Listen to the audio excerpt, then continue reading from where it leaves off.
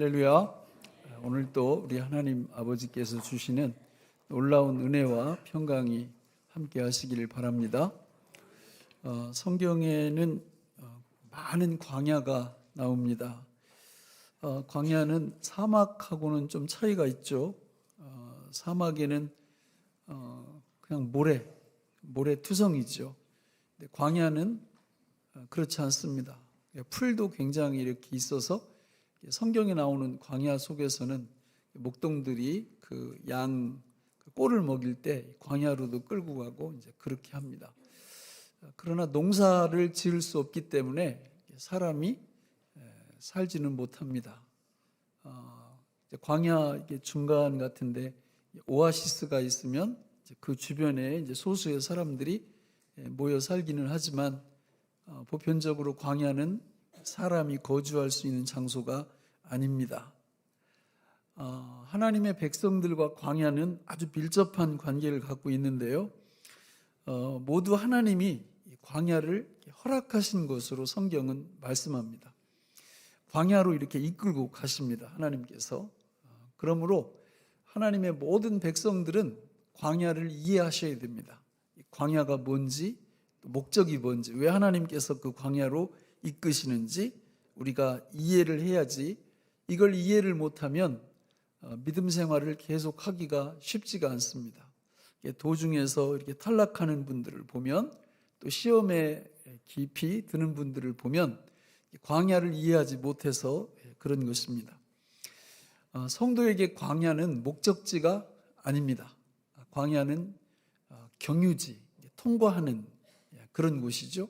성경은 이 세상을 광야라고 우리한테 말씀합니다. 저는 오늘 크게 이 세 사람의 광야를 통해서 이 광야가 가지고 있는 의미들을 살펴보면서 은혜 받기를 원합니다. 첫째는 모세가 경험했던 광야, 두 번째는 다윗이 경험했던 광야, 그리고 세 번째는 예수님께서 경험했던 광야, 이 말씀을 갖고 은혜 나누기를 원합니다. 먼저 우리가 모세의 광야를 한번 보겠습니다. 모세는 평생 살면서 5개의 광야를 경험했습니다. 도표로 표현하면 저와 같습니다. 첫째가 뭐예요? 수르 광야를 경험했고, 두 번째는 신광야, 세 번째는 신의 광야, 네 번째는 바란 광야, 다섯 번째는 모압 광야를 경험을 했습니다. 저 광야 각각에는 스토리가 있어요. 사연이 있어요. 또 우리에게 주시는 교훈도 있습니다. 그래서 간단하게 먼저 한번 살펴보면, 수르 광야에서 어떤 일이 벌어졌나, 출애굽기 15장 22절을 같이 읽어보겠습니다. 시작.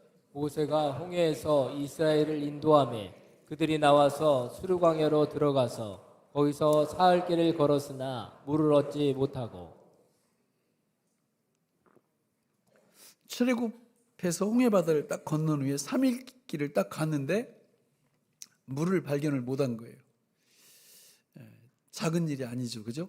그래서 저 밑에 말씀을 쭉 이렇게 읽어보면 물을 발견을 했는데 너무 써. 그래서 못 마시는 거예요. 그래서 그 샘 이름을 마라라고 이렇게 붙여요. 그런데 백성들 반응이, 자, 문제가 생겼어요. 물이 없는 거예요. 발견을 했는데도 써서 못 먹고. 그러면 어떻게 해야 되는 거예요? 저 백성들의 반응은 즉각 원망했다. 원망했다. 성도는 그렇게 하면 돼요, 안 돼요? 안 됩니다. 안 되고, 그러면 원망 대신 뭘 해야 돼요? 기도를 해야죠. 기도를. 문제가 있어요. 그러면 딱 둘 중에 하나입니다. 원망을 하든지 기도를 하든지. 성화, 신앙의 성숙이라는 게 뭐예요? 신앙이 성숙되면, 예수님을 많이 닮으면, 문제가 나타나면 원망을 하지 않고 기도를 해요. 아주 쉽죠? 이론은 너무 쉬운 거예요. 그런데 우리 안에 있는 이 죄성이 이게 만만치가 않습니다. 그래가지고 문제가 딱 발생하면 우리는 기도 대신 여기 본문에 나온 백성들처럼 원망 쪽으로 이렇게 흘러가요. 신앙 수준의 문제죠. 광야는 어떤 것입니까? 그런 우리들을 하나님이 원망 대신 기도하는 사람으로 바꿔주는 역할을 광야가 아니면 할 수가 없어요. 그래서 하나님이 우리를 이 세상, 이 광야 속에 밀어 넣으시는 겁니다. 그리고 연단시키시는 거죠. 그래서 5년, 10년, 30년 이렇게 믿음 생활 해나가다 보면 어느 날 갑자기 원망 먼저 하던 사람이 기도 먼저 하는 사람으로 바뀌어져 있는 축복을 경험하게 됩니다. 그때 우리 하나님이 이스라엘 백성들에게 여호와 라파의 축복을 경험하게 하세요. 나는 너희를 치료하는, 그러니까 물을 치료하시면서 내가 누군지 알아? 내가 너희를 치료하는 하나님이야. 이 축복을 수르 광야에서 경험하게 하시는 거죠. 우리에게도 동일합니다. 두 번째는 신광야예요. 출애굽기 16장 1절 같이 읽어보겠습니다. 시작. 이스라엘 자손의 온 회중이 엘림에서 떠나 엘림과 시내산 사이에 있는 신광야에 이르니 애굽에서 나온 후 둘째 달 15일이라. 자, 아까는 3일 후에 물이 떨어졌는데 이제는 2달 반이 딱 지나니까 애굽에서 짊어지고 나왔던 식량들이 다 떨어진 거예요. 여러분, 막 전쟁 소문이 들리면 막 슈퍼에 가서 뭘 사재기해요? 양식을 막 사재기해 봤자 몇 달 지나면 한 2달 식구들이 먹으면 거의 다 떨어집니다. 그럼 어떻게 하면 돼요? 똑같죠, 원리가. 기도해야죠. 일용할 양식 구하면 주신다고 그랬잖아요. 그런데 오늘 이 백성들은 어떻게 반응해요? 역시 원망하는 거예요. 원망. 그러니까 우리 안에 있는 죄성의 이 끈질김, 이거를 광야가 아니면 경험할 수가 없어요. 이 세상 살면서 문제가 터질 때마다 우리는 본성적으로 기도 대신 원망합니다. 이게 우리의 본성인데 신앙이 성장하고 성숙해 가면서 이게 바뀌는 거예요. 뭘로요? 기도하는 하나님의 백성으로. 여러분, 광야의 축복이 여기 있는 겁니다. 우리가 폭로되는 거예요. 우리가 얼만큼 이 하나님을 신뢰하지 않고 의뢰하지 않는지에 대한 폭로가 세상 속에서 이루어지죠. 그러나 여기서도 본문을 쭉 읽어보면 하나님이 원망하는 백성들에게 축복을 베푸세요. 뭘 경험하게 하시죠? 40년 동안 하늘에서 새벽마다 내렸던 만나의 축복을 경험하게 하십니다. 그러면서 예수님이 나중에 그러시죠. 사람이 떡으로만 사는 것이 아니요 하나님의 입으로부터 나오는 말씀으로 사는 존재가 하나님의 백성이다. 이렇게 말씀을 하고 있는 거예요. 오늘 우리들도 광야에서 그걸 경험하고 배우게 되는 것입니다. 세 번째는 신의 광야, 출애굽기 19장 1절 2절 말씀 같이 읽겠습니다. 시작. 이스라엘 자손이 애굽 땅을 떠난 지 3개월이 되던 날 그들이 시내 광야에 이르니라. 그들이 리비딤을 떠나 시내 광야에 이르러 그 광야의 장막을 치되 이스라엘이 거기 산 앞에 장막을 치니라. 아멘. 출애굽기 19장을 쭉 읽어보면 저 광야, 신의 광야에서 하나님의 백성들은 모세가 시내산으로 올라가서 하나님께로부터 뭘 받아요? 십계명, 다시 말해서 하나님의 말씀을 받습니다. 광야는 하나님의 말씀을 받는 장소입니다. 이따 결론에서 말씀드리겠지만 이게 너무 중요해요. 하나님의 백성들이 광야가 아니면 말씀을 못 받아요. 광야가 아니면 말씀의 필요성을 못 느껴요.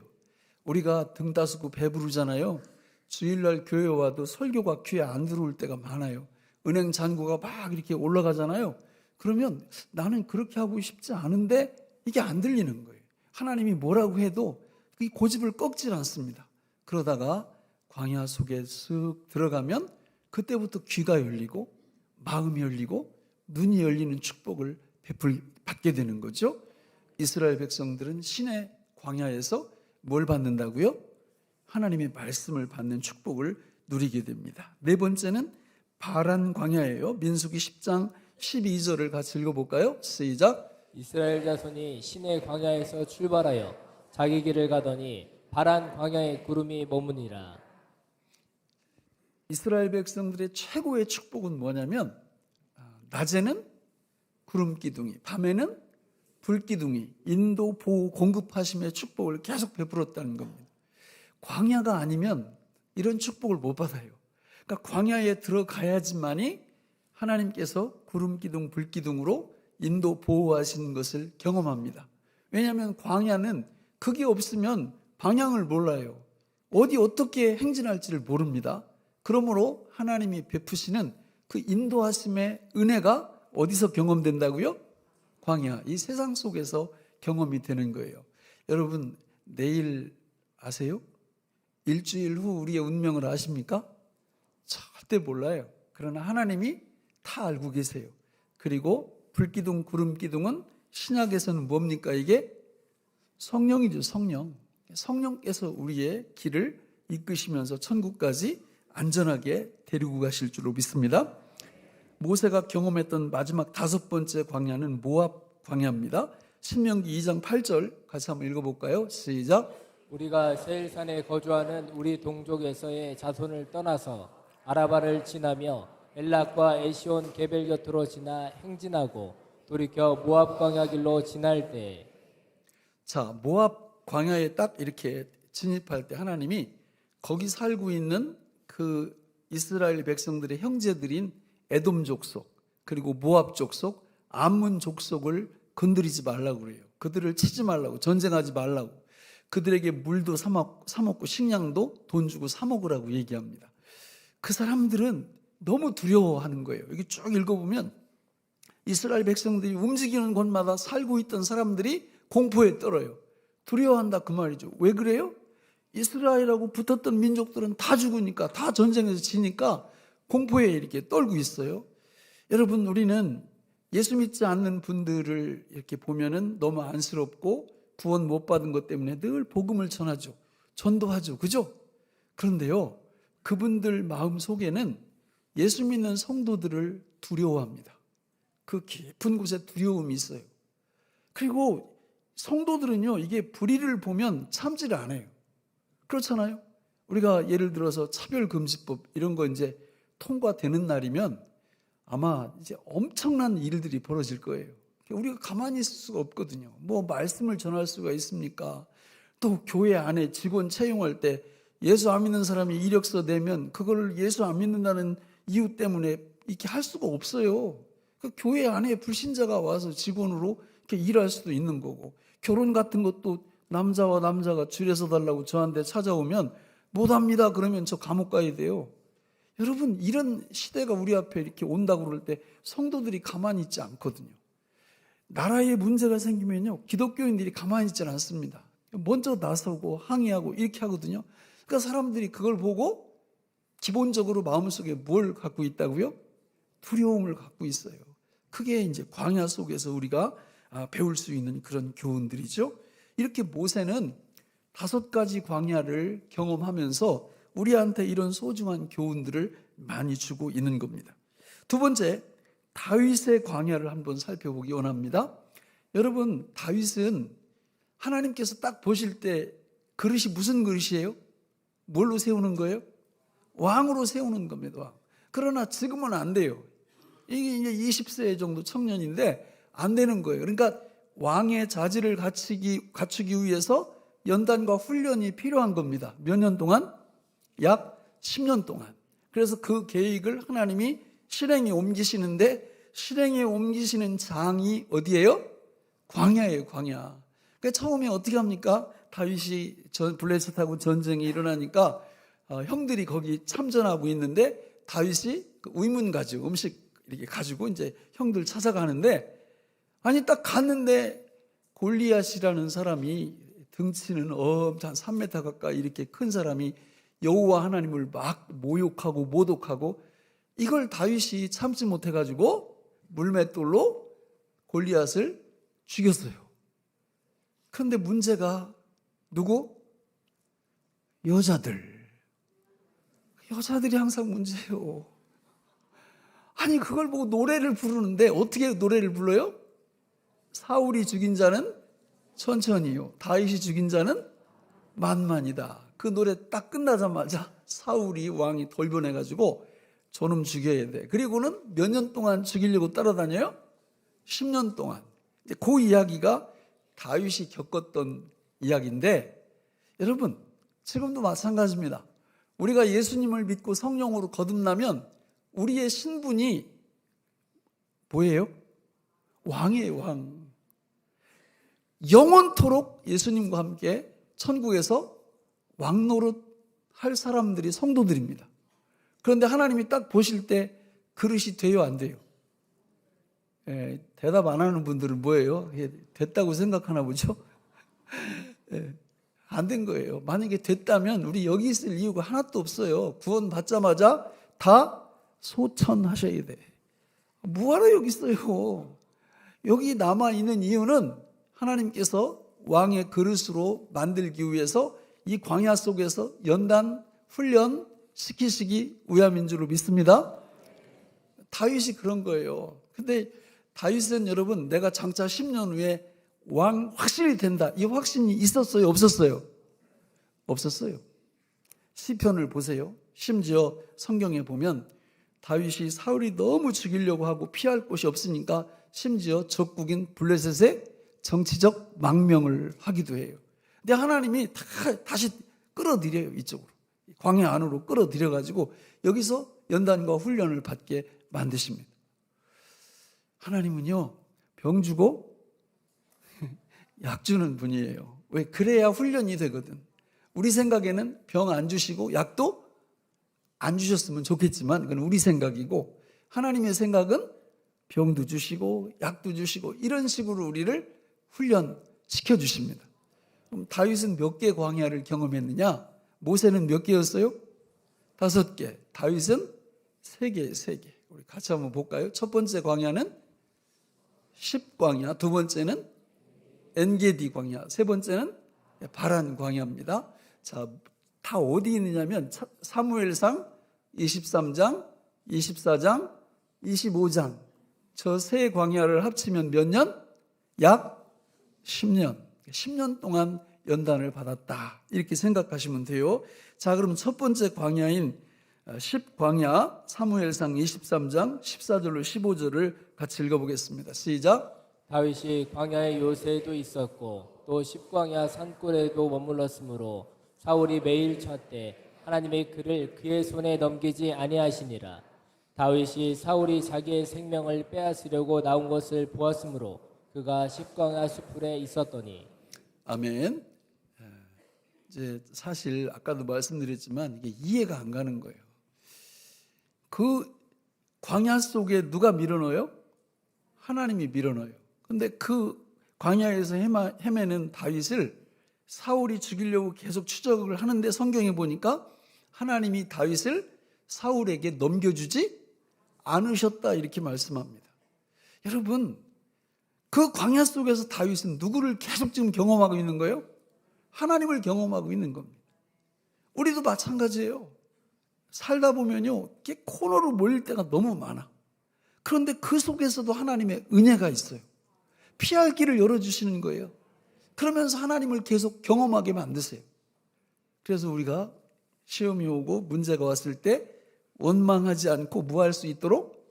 기도할 수 있도록 우리를 이끌어 가시는 은혜가 광야에 있다, 그 말입니다. 지금 다윗이 그걸 누리고 있죠. 두 번째 엔게디 광야 사무엘상 24장 1절 같이 읽어보겠습니다. 시작.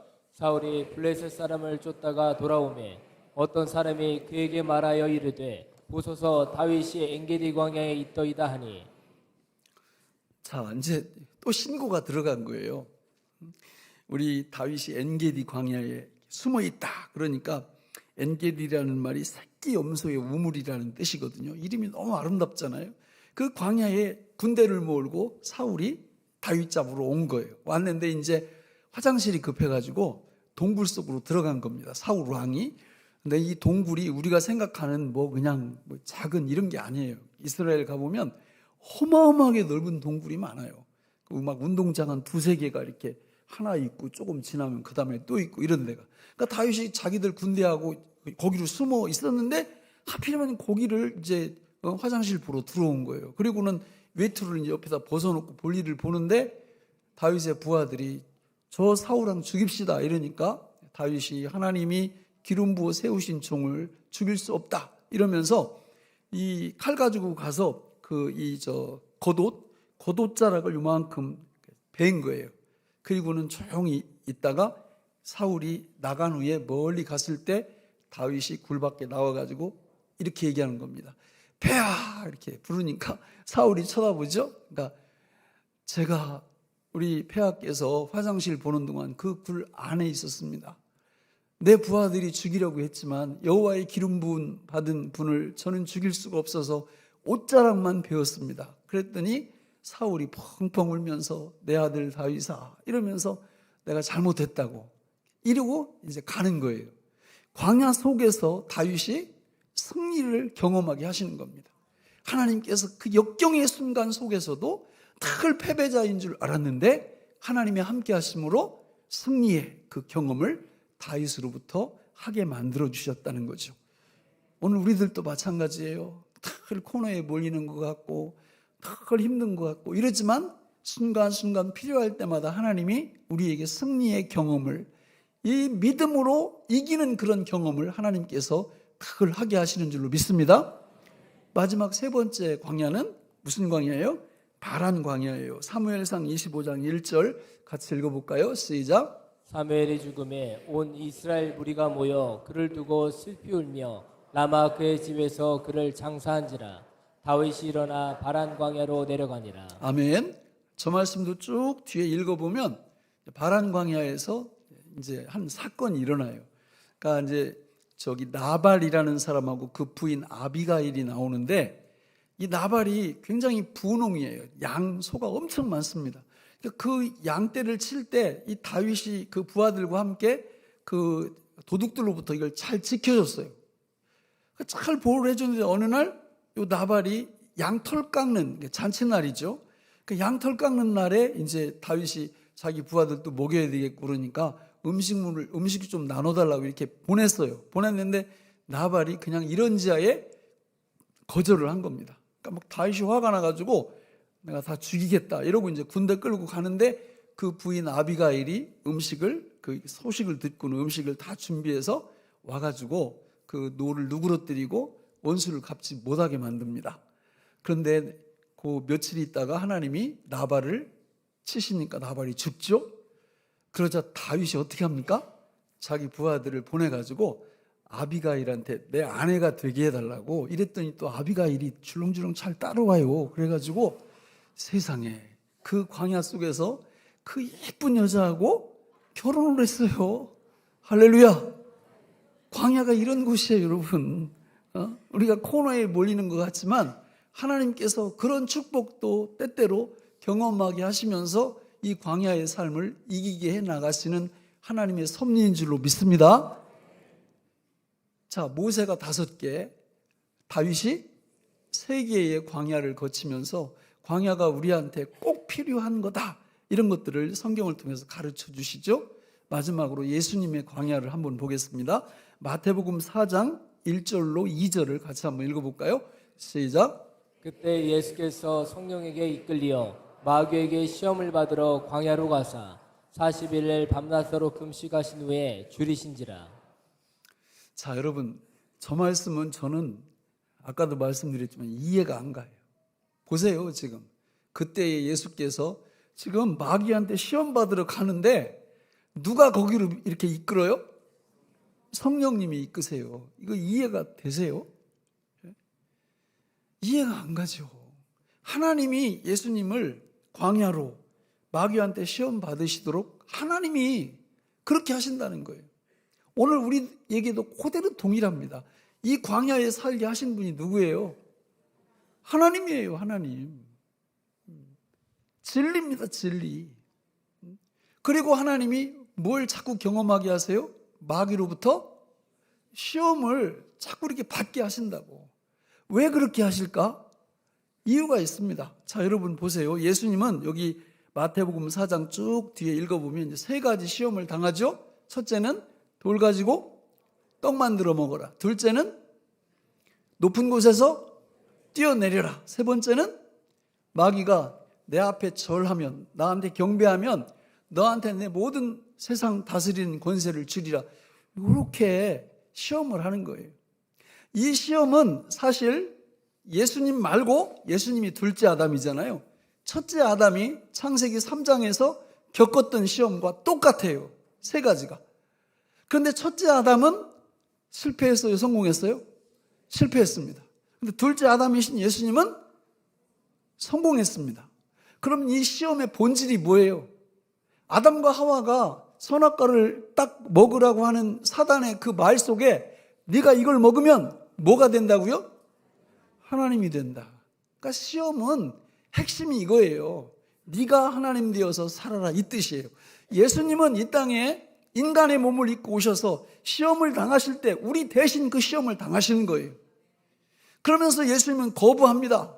어떻게 거부하는 거예요? 나는 하나님이 아니다. 인간의 몸을 입고 있는 예수님은 하나님이 아니라고 얘기하는 거예요. 인간 예수는 누구처럼 살 거다? 사람처럼 살 거다. 하나님으로서 살지 않는다. 이 생각을 끝까지 견지하고 있는 거죠. 여러분, 너무 중요한 거예요. 광야를 사는 대부분의 사람들은 다 자기가 누구예요? 하나님이에요. 하나님이에요. 세상 사람들 보세요. 우리나라 이 주권은 어디로부터 나와요? 국민으로부터 나와요. 이거 좋은 얘기죠, 사실. 그런데 신앙적으로 생각해 보면 안 맞는 거예요. 주권은 국민으로부터 나오지 않습니다. 누구로부터 나와요? 하나님으로부터 나오는 거죠. 하나님으로부터. 그런데 이 지상나라는 그렇게 할 수가 없어요. 그래서 모든 국민은 주권은 국민으로부터 나온다, 이렇게 말할 수밖에 없는 거죠. 그러나 성도의 입장에서 보면 아니에요. 모든 주권은 하나님으로부터 나옵니다. 그분이 주인님이십니다. 우리는 피조물입니다. 우리는 사람입니다. 그 사람의 위치에 탁 서는 거예요. 여러분, 광야는, 이 세상은 그걸 성도에게 가르쳐 주는 거예요. 내가 하나님이 아니다. 나는 사람으로서 하나님을 경유하면서 살아가는 그런 존재다. 이걸 배우는 곳이 어디라고요? 광야, 세상입니다. 세상에서만 이 진리를 배울 수 있는 거예요. 여러분, 저는 우리 교회에 나오는 모든 분들이 이 광야 속에서 나타나는 하나님이 주시는 이 교훈들이 모두 생명의 양식 되기를 바랍니다. 그럼 정리를 해보면, 여러분, 이 광야의 의미가 한번 쭉 정리를 해보면 역시 5가지로 정리를 할 수가 있어요. 자, 한번 볼까요?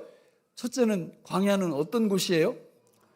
방황의 장소예요. 두 번째는 두렵고 위험한 장소고, 세 번째는 시험의 장소고, 네 번째는 헤매는 장소고, 5번째가 중요하죠. 5번째가 뭐예요? 하나님이 함께 하시는 장소가 광야, 곧 이 세상입니다. 역시 하나씩 한번 볼까요? 방황의 장소, 민수기 32장 13절 말씀 같이 보겠습니다. 시작. 여호와께서 이스라엘에게 진노하사 그들에게 40년 동안 광야에 방황하게 하셨으므로 여호와의 목전에 악을 행한 그 세대가 마침내는 다 끊어졌느니라. 너무 중요하죠. 방황하게 하시는 이유가 뭐예요? 여호와의 목전에 악을 행한 그 세대가 마침내는 다 끊어졌느니라. 우리 안에 하나님을 하나님으로 인정하지 않는 이거를 없애려면 이 광야 속에서 방황을 좀 해야 돼요. 방황하면서 시간이 흐르면 이 육이 겉사람이 힘을 잃어요. 금방 잃지 않더래요. 우리가 예수 믿고 성령으로 거듭나잖아요. 여전히 기세등등해요, 옛사람이. 그래서 자기가 항상 하나님임을. 그래가지고 내 거 가지고 내 마음대로 하는데 누가 시비야, 뭐 이런 생각이 우리 안에 늘 이렇게 있어요. 근데 그게 이렇게 사라질 무렵 되면, 천국 갈 때가 이렇게 가까이 다가오면 그런 것들이 점점 없어져 가요.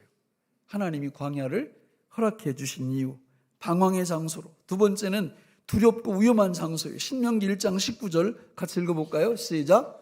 우리 하나님 여호와께서 우리에게 명령하신 대로 우리가 호렙산을 떠나 너희가 보았던 그 크고 두려운 광야를 지나 아모리 족속의 산지길로 가데스 바네아에 이른 때에.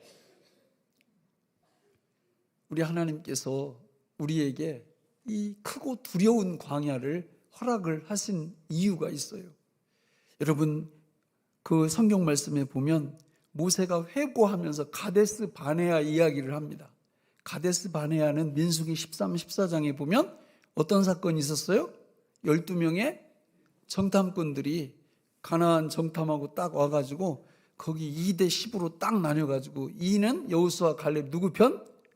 하나님 편. 10은 누구 편? 인간 편이죠. 사탄 편이죠. 누가 이겨요? 뭘 이게 10명이 이기는 거지. 그쪽으로 백성들이 확 이렇게 쏠리잖아요. 그러니까 우리가 이 땅 위에서 이렇게 살아갈 때 우리의 육체가 그렇게 강해요. 정말 하나님의 편인 이 속사람은 이게 너무 약한 거예요. 그래서 어떤 결정을 할 때도 우리는 자꾸 이 육체가 원하는 쪽으로 이런 결정을 합니다. 그래서 다수결 이런 걸 굉장히 좋아하고요. 여러분, 다수결이 진리일 수도 있지만 옳을 수도 있지만 옳지 않을 때가 너무 많거든요. 근데 우리는 그런 거 별로 안 따집니다. 휩쓸리기를 잘하죠. 그러나 광야 속에서 우리는 그렇게 하면서 대가를 지불해야 되는 거예요. 그래서 이 광야를 허락해 주신 거고, 그러다 보니까 광야가 두려운 거예요. 세 번째는 시험의 장소예요. 신명기 8장 2절 같이 읽어볼까요? 시작. 내 하나님 여호와께서 이 40년 동안에 내게 광야길을 걷게 하신 것을 기억하라. 이는 너를 낮추시며 너를 시험하사 내 마음이 어떠한지 그 명령을 지키는지 지키지 않는지 알려 하심이라. 아멘. 여러분, 광야 속에서만 우리를 하나님이 시험하시고, 그리고 그 시험의 결과로 우리가 어떻게 된다고요? 낮아져요. 겸손해져요. 그러니까 겸손을 배울 수 있는 길은 다른 곳에 없어요. 광야 속에서만 배울 수 있어요. 여러분, 우리는 얼마나 내 자아가 강한지, 이 가정도 천국을 만드는 비결을 하나님이 딱 가르쳐 주셨거든요. 그런데 그렇게 안 합니다. 이유가 뭐예요? 자꾸 하나님의 자리에 이렇게 올라가는 거예요. 하나님의 자리에 올라가는 사람은 뭘 잘해요? 선악을 구별을, 분별을 계속 하는 거예요. 맞지도 않는 기준 가지고. 그러면 10명이 다 그러고 있으니 거기 뭐가 있겠어요? 분열과 갈등밖에 없죠. 오늘 여러분, 세상이 아주 너무너무 그 모습을 잘 보여주고 있죠. 다 사람들이 그냥 이게 선이고 이게 악이고, 막 어떤 사람은 그냥 확신을 갖고 있어요, 거기에. 그런데 여러분, 그렇지 않거든요. 시간이 흘러보면 내가 5년 전에 내가 이게 옳았다고 생각했던 것이 그때 가니까 아닌 게 너무 많아요. 그래서 우리는 항상 늘 겸손해야 되는데, 이 겸손이 우리 마음대로 되느냐? 안 돼. 그래서 하나님이 우리를 어디다 집어넣으시는 거예요? 광야에 세상에 집어넣으시고, 내 생각하고 다른 사람들하고 계속 부딪히게 만들고, 이러면서 우리가 하나님 앞에서 더 점점 거룩해지는 거죠. 여호수아 5장 6절에 보면 헤매는 장소라고 말씀해요. 같이 읽어볼까요? 시작. 이스라엘 자손들이 여호와의 음성을 청종하지 아니하므로 여호와께서 그들에게 대하여 맹세하사 그들의 조상들에게 맹세하여 우리에게 주리라고 하신 땅 곧 떡과 꿀이 흐르는 땅을 그들이 보지 못하게 하리라 하시매, 애굽에서 나온 족속 곧 군사들이 다 멸절하기까지 40년 동안을 광야에서 헤매었더니. 아멘. 헤매는 게 참 복이에요, 복. 우리는 내일 일 잘 모르거든요. 그러니까 헤매는 겁니다. 우리 일주일 후에 우리 운명을 알 수 있어요? 모르거든요. 그러니까 사실 인생길 자체가 헤매의 연속이에요. 계속 헤매는 거예요. 그런데 하나님께서 그 헤매는 과정을 통해서 어떤 축복을 주신다고요? 신명기 2장 7절에 보니까 아까 나왔던 말씀처럼 40년 동안 너와 함께 하셨으므로 네가 부족함이 없었고 그렇게 하시기로, 그 다음에 뒤에 안 나와요?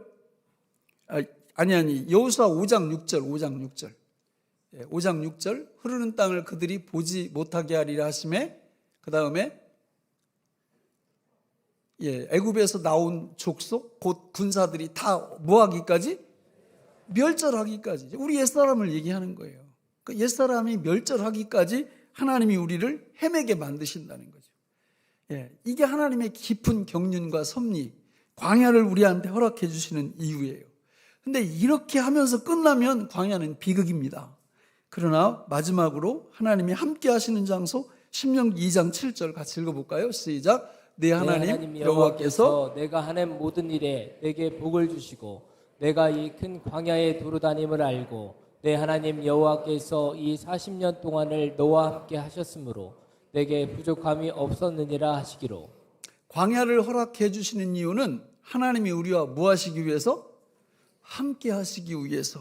오늘 본문의 말씀을 보세요. 신명기 8장 15절로 16절 같이 읽겠습니다. 시작. 너를 인도하여 그 광대하고 위험한 광야 곧 불뱀과 전갈이 있고 물이 없는 간조한 땅을 지나게 하셨으며 또 너를 위하여 단단한 반석에서 물을 내셨으며 내 조상들도 알지 못하던 만나를 광야에서 내게 먹이셨나니 이는 다 너를 낮추시며 너를 시험하사 마침내 내게 복을 주려 하심이었느니라. 아멘. 광야를 허락해 주신 이유는 마침내 저와 여러분들에게 뭘 주시려고요? 복을 주시려고요. 복을. 우리는 다 황태자들이에요. 이 광야가 끝나면 예수 그리스도와 함께 영원토록 왕노릇할 사람들이에요. 하나님이 다윗도 20살짜리 안 세웠다고요. 10년 동안 연단을 거쳐서 왕으로 세우셨듯이 우리들도 그 연단을 거쳐서 그리스도와 함께 영원토록 왕노릇할 하나님의 그 황태자들로 저와 여러분들을 광야에서 연단시켜 주시는 줄로 믿습니다. 원래 이 광야가요, 광야가 히브리어로 미드바르예요. 미드바르, 광야. 근데 이 어원이 어디서 나왔느냐면 따바르에서 나왔어요. 다바르는 바로 말씀이라는 뜻이에요. 말씀. 그러니까 말씀에서 광야가 나오는 거예요. 다시 말하면 광야에서 말씀을 만날 수 있는 거예요. 여러분, 말씀이 누굽니까? 예수 그리스도예요. 예수 그리스도, 그 말씀을 만나기 위하여 하나님이 광야를 허락해 주신다 그 말이죠.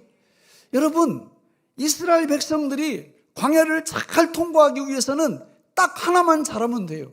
그 하나가 뭡니까? 출애굽기 13장 21절 22절에 나오는 것처럼 낮에는 하나님께서 구름 기둥으로 백성을 인도하시고 밤에는 불 기둥으로 인도하시는 그 구름 기둥, 불 기둥 인도만 잘 받으면 되는 거예요. 그런데 오늘 성경 말씀에 보니까 구약에 나타났던 불 기둥, 구름 기둥은 이분이 누구예요? 신약 시대의 성령입니다. 여러분, 신약 성경을 읽어보면 성령으로 살라, 성령으로 행하라, 성령을 따라 행하라, 성령을 근심시키지 말라, 성령을 소멸시키지 말라, 성령님의 이끄심을 잘 받으라고 말씀합니다. 그러면 성령님은 어떤 말씀으로 우리를 이끄실까요? 그것은 바로 예수님의 말씀을 갖고 성령이 우리의 삶을 이끄시는 줄로 믿습니다. 예수님의 말씀은 크게 두 가지예요. 하나는 지상 대명령, 두 번째는 지상 대계명입니다. 지상 대명령은 마태복음 28장 18절로 20절에 나오는 전 세계로 선교사를 파송하고 우리 안에서 복음을 열심히 전하라는 거예요. 지상 대계명은 바로 마가복음 12장 9절로 11절에 나오는 것처럼 십계명을 축약한 하나님을 사랑하고 이웃을 사랑하라는 거예요. 성령님은 요걸 갖고 우리를 이끄십니다. 그래서 우리 교회에 나오는 모든 성도님들은 지상대 명령과 지상대 계명을 잘 순종하면서 가시면 그게 성령의 인도함을 잘 따라가는 거예요. 어제도 많은 우리 장로님 비롯한 많은 분들이 복음 전하러 나오셨어요. 우리 교회에 속해 있는 분들은요, 전도 폭발에 들어가시든지 70인 전도대회에 들어가시든지 아니면 토요일 날 전도대회에 들어오시든지 복음을 전하셔야 됩니다. 이게 진짜 힘든 분들은 이걸 위해서 정말 기도하셔야 돼요. 이 땅 위에서 주의 복음을 위하여 우리가 살아가는 것이 성령의 인도함을 받는 것이기 때문에 그렇습니다. 뿐만 아니라 여러분, 하나님을 사랑해야 돼요. 하나님 어떻게 사랑하는 거예요? 예배에 여기 나오셔서 예배의 성공자들이 되셔야 돼요. 예배를 통하여 우리는 하나님을 사랑하는 것입니다. 몸도 아프지 않은데 인터넷 예배만 계속 드리면 이거는요, 전도를 할 수가 있어요. 아무것도 못하는 거예요. 예배의 성공자들이 되셔야 되고, 그 다음에 이웃사랑은 어떻게 하는 거예요? 우리가 반찬 사역도 하고요.